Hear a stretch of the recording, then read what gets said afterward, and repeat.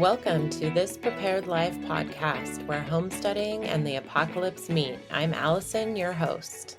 Hello, and welcome to This Prepared Life. My hope for this podcast and for you as the listener is that you will gain knowledge from the information shared. I hope that you gain inspiration and motivation to take the next step in your preparedness journey. I am over on Instagram, and you can find me at This Prepared Life. I am daily sharing about our homestead life, our prep journey, and I do this because I think it is so important that each of us prepare for our families. The definition of prepping here is planning for the things to come. Doesn't matter what those things are, whether they're power outages or wildfires or EMPs. You get to decide what prepping looks like for your family, and I hope that these podcasts help you on your journey. Today, I am continuing the discussion about food preservation methods, and we're going to talk about root cellars. We have already covered canning, water bath canning, and pressure canning. We have covered dehydrating foods. And over on Instagram, the Preppy Redhead and myself covered freeze drying. So today, let's talk about root cellars. And root cellars are something that back in the day, every single household had in some way, shape, or form. Like preserving the harvest in this way was just normal and what you did. And as we have expanded our houses and improved them and just made them better, we have made them worse for storing food. We no longer have that cold, humid environment in a basement or under some cellar steps that we can use to store food. So, and we have not only moved away from growing our own food, we have moved away from knowing how to preserve it. And so I don't currently have a root cellar. Most of us don't have a root cellar, but I do have we live in a 1927 farmhouse, and it has a really creepy basement that I have talked about and shared some pictures on Instagram. I think over, the last almost 100 years, and the couple times that this house has been remodeled, that basement has been just drastically changed. And as I, look behind things, and I think I can see remnants of what used to be a root cellar, and I would eventually love to rebuild that down there. But for now, we will just utilize other spaces. But it's interesting to me how something as important as root cellaring and being able to store these foods is something that has been removed from our homes. And I think that just goes back to, past episodes when we've talked about how the system is removing us from being able to provide for ourselves in this way. So anyway, what is a root cellar? And a root cellar is a location that uses the natural cooling, insulating, and humidifying of the earth to keep vegetables fresh. And a root cellar is essentially, it's like a 6-month supply of quality vegetables that are on hand at any time. They're just there for you to use. And whether you grow them yourself or buy them from a local farmer and put them in the root cellar, 6 months is typically the time frame that food can be stored in there. How a root cellar works is it holds a temperature, ideally, of 32 to 40 degrees. There are a few vegetables that need a bit warmer, so you'll have to research those. And it also keeps a humidity level of 80 to 95%, and that is high. Like, we do not have rooms in our houses right now that can handle humidity like that. And we have built our houses in a way that just doesn't happen. Another important part of a root cellar is ventilation, and ventilation is moving air, and it keeps bacteria and molds from thriving in that environment. And then, just like all food storage, another really important factor of root cellaring is light. So light hastens deterioration, whether that's a potato or a bag of flour.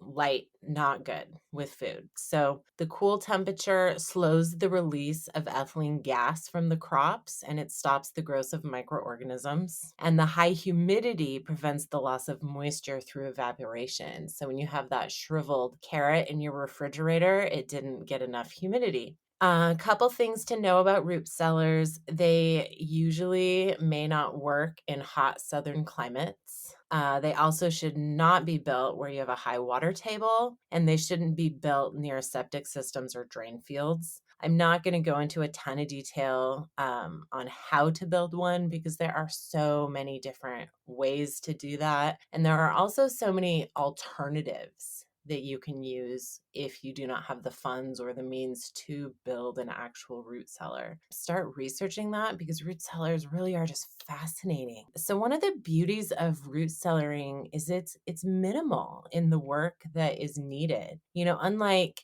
canning our harvest or dehydrating the harvest, we don't have to peel or chop or blanch anything. There's no food prep beyond pulling the food, maybe possibly curing or drying it or removing dirt from the item. It's really minimal in the work. And so that is a huge bonus. We're storing whole fruits and vegetables that we're not changing. And this way also means that it is really easy to see when it's not working because that food will start to shrivel or rot or mold. And as long as we are visually inspecting our root cellars on a consistent basis, we are going to notice when things are off. If those carrots start to go soft, then we know something is going on in our root cellar and we can start monitoring that on a regular basis. So some of the equipment you might need for root cellaring, you need obviously the place, the storage place, an indoor or outdoor space that you are going to keep that food. You need clean wooden boxes or barrels or large cardboard crates. I know some people use the styrofoam coolers. So something to put the food into.